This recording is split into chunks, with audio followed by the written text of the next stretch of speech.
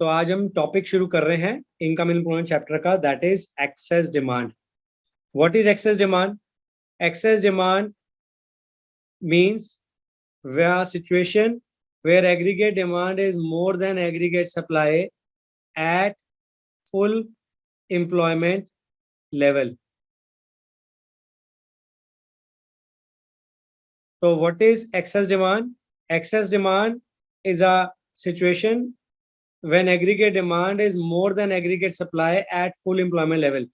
तो जब aggregate demand aggregate supply से ज्यादा होती है फुल एम्प्लॉयमेंट लेवल पे, तो उस सिचुएशन को हम क्या बोलते हैं? Excess demand. तो अगर मैं आपको एक डायग्राम दिखाऊं, ये आपका एग्रीगेट सप्लाई है, ये आपका एग्रीगेट डिमांड है। एग्रीगेट डिमांड हमेशा वाई से शुरू होगा ड्यू टू ऑटोनोमस कंजम्पशन, और ये आपका इक्विलिब्रियम पॉइंट है E, where AD equal to S, और अकॉर्डिंग टू की इन शॉर्ट रन में ये आपका हो गया equilibrium level of output, full employment equilibrium level. Full employment क्यों बोलते हैं? क्योंकि इस ओवाई लेवल ऑफ आउटपुट पे आपके सारे रिसोर्सेज फुल्ली एम्प्लॉयड हैं, तो ये आपका full employment level of equilibrium बन गया इस पॉइंट पे। ठीक है। एक्सेस डिमांड क्या होती है? Excess demand is a situation when aggregate demand is more than aggregate supply at full employment level. तो अगर एग्रीगेट डिमांड एग्रीगेट सप्लाई से ज्यादा हो फुल एम्प्लॉयमेंट लेवल पे, तो उस सिचुएशन को हम बोलते हैं एक्सेस डिमांड। तो अगर मैं दिखाऊं ये एग्रीगेट डिमांड, ये है आपकी एग्रीगेट डिमांड, कौन सी? एक्चुअल वाली। जो आपकी करंट डिमांड हमने दिखाई है वो एक्चुअल होती है। तो जब आपकी actual aggregate demand aggregate supply से ज्यादा है फुल एम्प्लॉयमेंट लेवल पे, यानी इतने लेवल की आपने आउटपुट प्रोड्यूस की, इतने लेवल की आउटपुट प्रोड्यूस करके उससे ज्यादा अगर आपकी डिमांड ज्यादा हो जाती है, तब हम बोलते हैं it is a situation of excess demand. Suppose full employment level पे आपने 5000 पीस बनाए हैं, आपने सारे रिसोर्सेज को फुल्ली एम्प्लॉय करके 5000 पीस बनाए, लेकिन अब आपकी डिमांड आ रही है 7000 पीस की, तो यानी डिमांड ज्यादा है सप्लाई से। अब ये आपका फुल एम्प्लॉयमेंट लेवल है, क्योंकि आप इससे ज्यादा और प्रोडक्शन बढ़ा नहीं सकते क्योंकि आपके पास रिसोर्सेज नहीं है। तो जब आपकी actual aggregate demand aggregate supply से ज्यादा होती है फुल एम्प्लॉयमेंट लेवल पे, तो that situation is known as excess demand. ठीक है। और इस फुल एम्प्लॉयमेंट लेवल पे, इस फुल एम्प्लॉयमेंट लेवल पे जो आपका गैप बनता है, ये इस फुल एम्प्लॉयमेंट लेवल पे जो गैप बनता है, इस गैप को बोलते हैं इन्फ्लेशनरी गैप। तो inflationary gap is the difference between actual aggregate demand and aggregate supply at full employment level. तो एक्चुअल एग्रीगेट डिमांड या aggregate supply at full employment level, तो उस गैप को बोलते हैं इन्फ्लेशनरी गैप। और आपको पता ही है इन्फ्लेशनरी गैप का मतलब क्या होता है? इन्फ्लेशन। इन्फ्लेशन कब आती है? जब इन्फ्लेशन का मतलब rise in the prices of the commodity, महंगाई। और महंगाई कब आती है? जब डिमांड सप्लाई से ज्यादा होती है, तो उस समय आपकी इन्फ्लेशन, महंगाई आती है। तो ये जो गैप क्रिएट हुआ है एक्सेस डिमांड की वजह से, that gap is known as inflationary gap. अब हमें इस गैप को खत्म करना है। अब हमें, एक और लड़की आ गई, अब हमें इस गैप को खत्म करना है। तो ये गैप कैसे खत्म होगा? अब ये जो आपका गैप क्रिएट हो गया है, तो ये गैप आपका कैसे खत्म होगा? तो इस गैप को खत्म करने के लिए हम क्या करते हैं? कुछ मेजर्स लेते हैं। ठीक है। इस गैप को खत्म करने के लिए टू कंट्रोल एक्सेस डिमांड, तो excess demand is not good for the economy. क्योंकि एक्सेस डिमांड होगी तो क्या होगा? अगर एक्सेस डिमांड होगी तो उससे दिक्कत क्या आएगी? चीजें महंगी होगी, हर कोई अफोर्ड कर नहीं पाएगा, तो इनइक्वालिटी बढ़ जाएगी। तो हमें एक्सेस डिमांड, जिसके पास ज्यादा पैसा है वो ज्यादा ले जाएगा और प्राइसेस बढ़ जाएंगे, जो पे कर पाएगा ले पाएगा, जिसके पास पैसा नहीं होगा वो नहीं ले पाएगा। तो ये जो inequality of income and wealth है, इसको न्यूट्रलाइज करने के लिए हमें इस एक्सेस डिमांड को कंट्रोल करना है। तो वो एक्सेस डिमांड कैसे कंट्रोल होगी? उसके लिए दो टाइप के मेजर्स होते हैं आपके। एक होता है आपका फिस्कल मेजर या फिस्कल पॉलिसी, और एक होता है आपका मॉनेटरी मेजर या monetary policy. Fiscal measures government लेती है और मॉनेटरी मेजर्स सेंट्रल बैंक लेती है। आपने मनी एंड बैंकिंग में मॉनेटरी पॉलिसी के बारे में पढ़ा हुआ है, और फिस्कल मेजर्स में आपने गवर्नमेंट के बारे में भी पढ़ा था, गवर्नमेंट बजट में। तो वो दोनों हम यूज करेंगे यहाँ पे कि इन दोनों के कौन कौन सी टेक्निक्स को, मेजर्स को यूज करके हम, इनके कौन कौन से मेजर्स को यूज करके हम इस एक्सेस डिमांड को कंट्रोल कर सकते हैं, वो देखेंगे। तो गवर्नमेंट के कौन कौन से मेजर्स हैं एक्सेस डिमांड को कंट्रोल करने के लिए, गवर्नमेंट के कौन कौन से मेजर्स हैं? सबसे पहला आता है टैक्सेशन पॉलिसी, दूसरा आता है एक्सपेंडिचर पॉलिसी, तीसरा आता है पब्लिक बोरिंग, चौथा आता है डेफिसिट फाइनेंसिंग। तो ये गवर्नमेंट के फिस्कल मेजर्स हैं, ये गवर्नमेंट के फिस्कल मेजर्स हैं जिसके थ्रू हम एक्सेस डिमांड को कंट्रोल करेंगे। गवर्नमेंट के मॉनेटरी पॉलिसी यानी मॉनेटरी मेजर्स क्या हैं? सेंट्रल बैंक के बैंक रेट और repo rate, open market operations, CRR, SLR, reverse repo rate और मार्जिन रिक्वायरमेंट। ठीक है, तो ये फिस्कल मेजर्स हैं गवर्नमेंट के, और ये मॉनेटरी मेजर्स हैं सेंट्रल बैंक के। तो सेंट्रल बैंक के मॉनेटरी मेजर्स या फिस्कल मेजर्स के थ्रू आप कैसे कैसे आप एक्सेस डिमांड को कंट्रोल करेंगे। ठीक है, तो ये जो एक्सेस डिमांड है, इस एक्सेस डिमांड को हम कैसे कंट्रोल करते हैं, इसके थ्रू। तो एक्सेस डिमांड को कंट्रोल करने के लिए हमें सबसे पहले क्या करना है? एग्रीगेट डिमांड को नीचे लाना है। एग्रीगेट डिमांड तभी ऊपर होती है जब लोगों के पास पैसा होता है। लोगों के पास पैसा है जिसकी वजह से वो डिमांड कर रहे हैं चीजों की।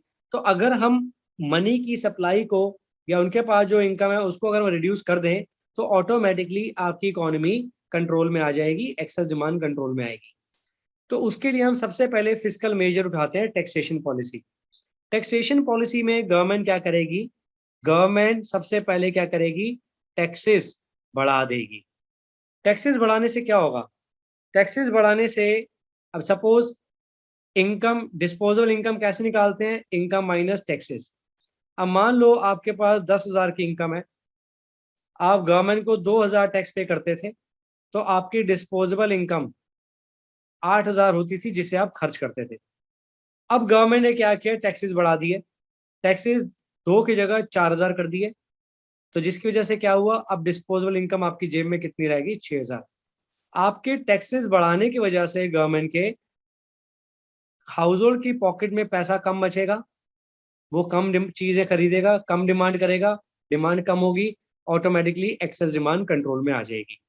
ठीक है, हमने टैक्सेस बढ़ा के उसकी ओवर स्पेंडिंग को डिस्करेज किया। Expenditure policy, government public welfare पे खर्चा करती है, पब्लिक पे एक्सपेंडिचर करती है, पब्लिक इनकम जनरेट होती है, पब्लिक पे खर्चा करती है, उनको goods and services subsidize rate पे प्रोवाइड करती है, इसलिए वो ज्यादा डिमांड करते हैं। तो अगर गवर्नमेंट पब्लिक पे एक्सपेंडिचर अगर गवर्नमेंट पब्लिक पे एक्सपेंडिचर कम कर दे, तो पब्लिक के ऊपर एक्सपेंडिचर कम करेगी तो चीजें कम सब्सिडाइज रेटों पे पब्लिक को मिलेगी, पब्लिक के पास पैसा कम जनरेट होगा, उनको चीजें कम मिलेंगी फैसिलिटी, तो ऑटोमेटिकली उनकी ओवर स्पेंडिंग वाली डिमांड कम हो जाएगी। तो एक्सपेंडिचर गवर्नमेंट करेगी तो उससे पब्लिक की इनकम जनरेशन कम होगी, पब्लिक को चीजें उतनी इजीली नहीं मिलेंगी जितनी पहले मिल रही थी, तो उससे क्या होगा, जो अननेसेसरी एक्सेस डिमांड थी वो कंट्रोल में आ जाएगी। पब्लिक बोरिंग, गवर्नमेंट क्या करेगी, गवर्नमेंट पब्लिक बोरिंग का मतलब है पब्लिक से पैसा लेती है। जनरली गवर्नमेंट पब्लिक से जो पैसा लेती है वो किस लिए लेती है, गवर्नमेंट पब्लिक से पैसा बोरो करती है अपनी वर्किंग कैपिटल को मीट करने के लिए, अपने डे टू डे एक्सपेंसेस या एडमिनिस्ट्रेटिव एक्सपेंसेस को मीट करने के लिए। मैंने आपको एक पॉइंट पढ़ाया था नेशनल इनकम में, नेशनल डेट इंटरेस्ट, उसमें मैंने आपको एक चीज बताई थी कि गवर्नमेंट पब्लिक से पैसा बोरो करती है अपने एडमिनिस्ट्रेटिव वेस्टफुल एक्सपेंडिचर को यूज करने के लिए, और उस पैसे पे इंटरेस्ट पे करती है पब्लिक को। अब गवर्नमेंट देख रही है कि पब्लिक के पास खूब पैसा है, और वो पैसा जो गवर्नमेंट पब्लिक है वो मार्केट में एक्सेस डिमांड के में खर्च कर रही है, और हमें तो एक्सेस डिमांड नीचे लानी है, तो उसके लिए हम चाहते हैं कि पब्लिक के ऊपर, पब्लिक के हाथ में ज्यादा पैसा ना हो, तो गवर्नमेंट पब्लिक से ज्यादा पैसा बोरो करेगी, उनको ज्यादा इंटरेस्ट देने का लालच देके। तो पब्लिक ज्यादा से ज्यादा पैसा गवर्नमेंट को देगा क्योंकि उसको इंटरेस्ट ज्यादा मिल रहा है, तो पब्लिक से बोरिंग बढ़ा देगी, तो पब्लिक बोरिंग गवर्नमेंट बढ़ा देगी, जिसकी वजह से पब्लिक के हाथ में कम पैसा होगा, कम पैसा होगा तो वो डिमांड भी कम करेगा, एक्सेस डिमांड आपकी कंट्रोल में आएगी। डेफिसिट फाइनेंसिंग, डेफिसिट फाइनेंसिंग का मतलब होता है printing of currency notes, printing of currency notes. तो डेफिसिट फाइनेंसिंग का मतलब है प्रिंटिंग ऑफ करेंसी नोट्स। तो कौन करता है currency note print, central bank. किसके लिए करती है, गवर्नमेंट के लिए। तो गवर्नमेंट के जब भी डेफिसिट, यानी गवर्नमेंट के जब भी एक्सपेंडिचर गवर्नमेंट के रेवेन्यू से बढ़ जाते हैं, गवर्नमेंट को जब रेवेन्यू टैक्सेस से आ रहा है वो कम है, गवर्नमेंट के खर्चे ज्यादा हैं, तो अगर गवर्नमेंट के एक्सपेंडिचर जब बढ़ जाते हैं रेवेन्यू से, यानी उसका डेफिसिट दिखाता है, तो उस खर्चों को पूरा करने के लिए गवर्नमेंट क्या करती है, सेंट्रल बैंक के पास सिक्योरिटी रखवा देगी, गवर्नमेंट सिक्योरिटीज रखवाएगी, और उसके बदले में करेंसी नोट प्रिंट करवा लेगी ताकि अपने खर्चे को मीट कर सके। और वो जो करेंसी नोट गवर्नमेंट प्रिंट करवाएगी सेंट्रल बैंक से, उस करेंसी नोट को वो पब्लिक के ऊपर वेलफेयर पे खर्च करेगी। तो अगर वो पैसा गवर्नमेंट पब्लिक वेलफेयर पे खर्च करेगी, उससे भी पब्लिक की इनकम जनरेट होगी, जिसकी वजह से पब्लिक ज्यादा एक्सेस डिमांड करेगी। तो इसीलिए हमें क्या करना है, इसीलिए गवर्नमेंट, सेंट्रल बैंक क्या करेगी, सेंट्रल बैंक करेंसी नोट कम प्रिंट करेगी गवर्नमेंट के लिए। तो जब करेंसी नोट कम प्रिंट होंगे गवर्नमेंट के लिए, तो गवर्नमेंट के पास पैसा कम जाएगा, गवर्नमेंट आगे उसको खर्च कम करेगी, पब्लिक के पास पैसा कम जाएगा, एग्रीगेट डिमांड ऑटोमेटिकली फॉल कर जाएगी पब्लिक के हाथों से। तो ये आपके 4 फिस्कल मेजर्स हैं जिसके थ्रू आप एक्सेस डिमांड को नीचे ला सकते हैं। बताइए, कोई डाउट इन 4 पॉइंट्स में किसी को? No sir. चाह, Shreya, Srishti, Vanya, no sir. No sir. Tanya, Gursimran, no sir. Vanshika, ठीक है, no sir. Okay. No sir. तो ये तो था आपका, ये था आपका फिस्कल मेजर्स। अब बात करेंगे कि गवर्नमेंट के मॉनेटरी मेजर्स क्या हैं।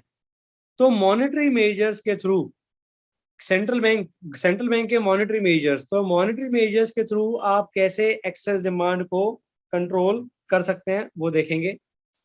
सबसे पहला आता है आपका बैंक रेट और रेपो रेट। बैंक रेट और रेपो रेट आपने मनी बैंकिंग में भी पढ़े हुए सारे। बैंक रेट या रेपो रेट वो रेट ऑफ इंटरेस्ट है जिस रेट ऑफ इंटरेस्ट पे कमर्शियल बैंक सेंट्रल बैंक से पैसा बोरो करती है, बोरिंग। तो कमर्शियल बैंक सेंट्रल बैंक से जो पैसा बोरो करती है अपने पास, और उसके बदले में जो रेट ऑफ इंटरेस्ट पे करती है, that is called repo rate या bank rate. Bank rate long term के लिए, रेपो रेट शॉर्ट टर्म के लिए। अब कमर्शियल बैंक सेंट्रल बैंक से लोन लेती है, किस लिए लेती है, ताकि उस लोन को वो पब्लिक में बांट सके, और जितना ज्यादा वो पब्लिक में लोन बांटेगी उतना पब्लिक के पास ज्यादा पैसा होगा, उतना पब्लिक ज्यादा डिमांड करेगी, और जितना ज्यादा पब्लिक डिमांड करेगी उतना एक्सेस डिमांड बढ़ेगी, और हमें तो एक्सेस डिमांड को नीचे लाना है। तो उसके लिए हम चाहते हैं कि कमर्शियल बैंक कम पैसा पब्लिक को लोन की फॉर्म में बांटे। तो उसके लिए कमर्शियल बैंक के हाथ कैसे बांधेगी central bank? Central bank bank rate या रेपो रेट को बढ़ा देगी। बैंक रेट या रेपो रेट बढ़ने से क्या होगा? सेंट्रल बैंक महंगे रेटों पे, महंगे रेट ऑफ इंटरेस्ट पे कमर्शियल बैंक को लोन देगी और महंगे रेट ऑफ इंटरेस्ट पे कमर्शियल बैंक आगे पब्लिक को लोन बांटेगी। यानी अगर सेंट्रल बैंक ने 5 की जगह 7% का इंटरेस्ट कर दिया और ये पहले पब्लिक को 7% देती थी, अब उसकी जगह 9% कर देगी, तो महंगे रेट ऑफ इंटरेस्ट पे पब्लिक डिस्करेज होगी लोन लेने के लिए, तो वो कम लोन लेगी कमर्शियल बैंक से। जितना कम लोन लेगी उतना मार्केट में मनी की सप्लाई कम जाएगी, उतना एग्रीगेट डिमांड कंट्रोल में आएगी। तो बैंक रेट या रेपो रेट को बढ़ा दिया जाता है। तो बैंक रेट या रेपो रेट को बढ़ा दिया जाता है। कब बढ़ा दिया जाता है बैंक रेट या रेपो रेट को? जब हमें एक्सेस डिमांड को कंट्रोल करना होता है। Open market operations, open market operations का मतलब है buying and selling of government securities by RBI. Central bank government के बिहाफ पे, सेंट्रल बैंक गवर्नमेंट के बिहाफ पे सिक्योरिटीज को बाय सेल करती है ओपन मार्केट में। ठीक है, गवर्नमेंट की सिक्योरिटीज सेंट्रल बैंक के पास होती है, सेंट्रल बैंक उन सिक्योरिटीज को बाय सेल करती है ओपन मार्केट में। Open market public commercial bank को करती है। अब हमें यहाँ पर पब्लिक एक्सेस डिमांड, जो पब्लिक के हाथ में ज्यादा पैसा है उसको कम करना है, सो दैट की एग्रीगेट डिमांड कम हो जाए। तो एग्रीगेट डिमांड को कम करने के लिए सेंट्रल बैंक क्या करेगी? एग्रीगेट डिमांड को कम करने के लिए सेंट्रल बैंक कमर्शियल बैंक को, सेंट्रल बैंक कमर्शियल बैंक को सिक्योरिटीज सेल करेगी, selling of securities. Central bank securities बेचेगी कमर्शियल बैंक को, कमर्शियल बैंक सेंट्रल बैंक से सिक्योरिटीज खरीदेगी, तो उसके बदले में पेमेंट करेगी सिक्योरिटीज की सेंट्रल बैंक को। तो कमर्शियल बैंक के पास पैसा बचेगा नहीं, क्योंकि उसने सिक्योरिटीज सेंट्रल बैंक से ली हैं। तो सेंट्रल बैंक ने सेल कर दी सिक्योरिटीज कमर्शियल बैंक को, कमर्शियल बैंक ने उसके बदले में पैसा भेज दिया सेंट्रल बैंक के पास। कमर्शियल बैंक के पास पैसा होगा नहीं, वो आगे लोन बांटेगा नहीं, क्रेडिट अवेलेबिलिटी जो है इकोनॉमी में कम हो जाएगी, जिसकी वजह से मार्केट में मनी की सप्लाई रिड्यूस होगी, एग्रीगेट डिमांड कम हो जाएगी। यहां तक कोई डाउट 2 पॉइंट में किसी को? No sir. No sir. No sir. Third point आता है आपका सीआरआर और एसएलआर। सीआरआर एसएलआर को भी बढ़ाया जाता है। कैसे? पहले बात करेंगे सीआरआर की। आप इसको समझो, सीआरआर और एसएलआर दोनों एलआरआर के पार्ट हैं। सीआरआर और एसएलआर दोनों आपके एलआरआर के पार्ट है, लीगल रिजर्व रेशियो। अब बैंक में मान लो किसी ने 10,000 रुपए जमा कराया और सीआरआर मान लो आपकी 4% है और एसएलआर आपकी मान लो 6% है, तो आपको 10,000 का 4%, टोटल डिपॉजिट का 4%, 400 रुपए आपको सीआरआर की फॉर्म में रखने हैं सेंट्रल बैंक के पास, और 6% 10,000 का 600 रुपए आपको रखने हैं एसएलआर की फॉर्म में। किसके पास? कमर्शियल बैंक को अपने खुद के पास रखने हैं। ठीक है, सीआरआर कैश रिजर्व रेशियो, जो हर कमर्शियल बैंक को कि percentage of deposit, cash reserve ratio is a percentage of total deposit. Total bank में जो डिपॉजिट आया है उसका एक स्मॉल रिजर्व अमाउंट, एक परसेंटेज हर कमर्शियल बैंक को सेंट्रल बैंक के पास रखवाना होता है। ठीक है, और एसएलआर होता है स्टैट्यूटरी लिक्विड रेशियो, जो हर कमर्शियल बैंक को एक परसेंटेज ऑफ डिपॉजिट खुद अपने पास मेंटेन करके रखना होता है। ठीक है, दैट इज सीआरआर एसएलआर। अब सेंट्रल बैंक देख रही है कि कमर्शियल बैंक धड़ाधड़ लोन बांटने में लगी हुई है पब्लिक को, तो उनके हाथ बांधने के लिए सेंट्रल बैंक क्या करेगी? सीआरआर और एसएलआर दोनों को बढ़ा देगी। सीआरआर बढ़ाने से क्या होगा? सीआरआर बढ़ाने से होगा कि अब कमर्शियल बैंक को सेंट्रल बैंक के पास ज्यादा रिजर्व रख भेजना पड़ेगा। तो कमर्शियल बैंक जितना ज्यादा से ज्यादा रिजर्व सेंट्रल बैंक के पास रखवाएगी, उतना कम से कम पैसा उसके हाथ में बचेगा लोन बांटने के लिए पब्लिक को। तो जितना कम लोन जाएगा मार्केट में, उतना एक्सेस डिमांड कंट्रोल में आएगी, उतना एग्रीगेट डिमांड फॉल करेगी। दूसरा, एसएलआर स्टैट्यूटरी लिक्विड रेशियो। अगर एसएलआर बढ़ा दी जाए तो हर कमर्शियल बैंक को टोटल डिपॉजिट का एसएलआर के फॉर्म में अपने पास ज्यादा रिजर्व मेंटेन करना पड़ेगा लिक्विड एसेट की फॉर्म में। तो जितना पैसा वो अपने पास ज्यादा मेंटेन करेगा कमर्शियल बैंक, उतना कम लोन वो मार्केट में बांटेगा, उतना एक्सेस डिमांड कंट्रोल में आएगा, उतना एग्रीगेट डिमांड फॉल करेगा। तो इसीलिए सीआरआर और एसएलआर बढ़ाने से कमर्शियल बैंक के पास पैसा कम बचता है लोन की फॉर्म में बांटने के लिए। तो इसीलिए क्रेडिट अवेलेबिलिटी जो है कम हो जाती है मार्केट में, जिसकी वजह से एग्रीगेट डिमांड कंट्रोल में आता है, और एग्रीगेट डिमांड कंट्रोल में आएगा तो अपने आप एक्सेस डिमांड कंट्रोल हो जाएगी। ठीक है। Reverse repo rate, what is reverse repo rate? Reverse repo rate का उल्टा है। रिवर्स रेपो रेट भी बढ़ानी पड़ती है। कैसे? सेंट्रल बैंक लेंड करता है, लेंड्स। तो सेंट्रल बैंक पैसा देता है कमर्शियल बैंक को, ठीक है, और उसके बदले में commercial bank rate of interest repo rate की फॉर्म में पे करता है सेंट्रल बैंक को।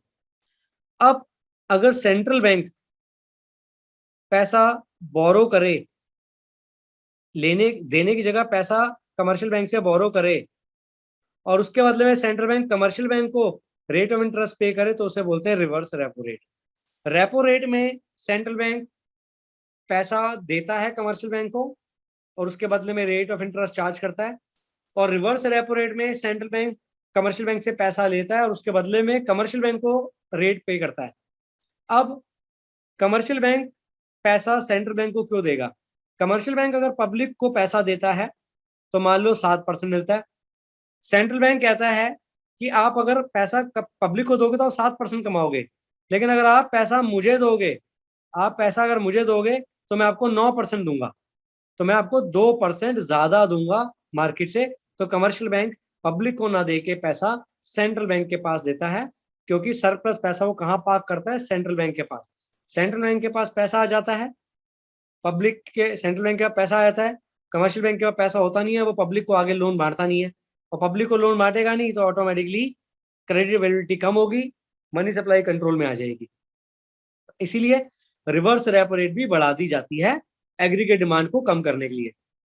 मार्जिन रिक्वायरमेंट मैंने आपको बताया था, अच्छा मार्जिन रिक्वायरमेंट भी बढ़ा दी जाती है। मार्जिन रिक्वायरमेंट मैंने आपको क्या बताई थी कि मार्जिन रिक्वायरमेंट क्या होती है? Margin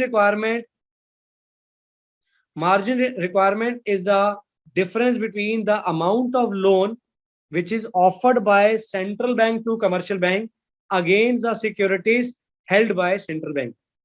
Example, let's suppose margin requirement market में चल रही है 20%, तो इसका मतलब है कमर्शियल बैंक अगर लोन लेने जाता है सेंट्रल बैंक के पास और उसको सिक्योरिटीज देता है, सिक्योरिटीज मान लो बेचता है सेंट्रल बैंक को, और सेंट्रल बैंक उसके बदले में अगर लोन देता है, तो अगर मार्जिन रिक्वायरमेंट 20% है तो इसका मतलब 100% की सिक्योरिटीज दी जाएगी।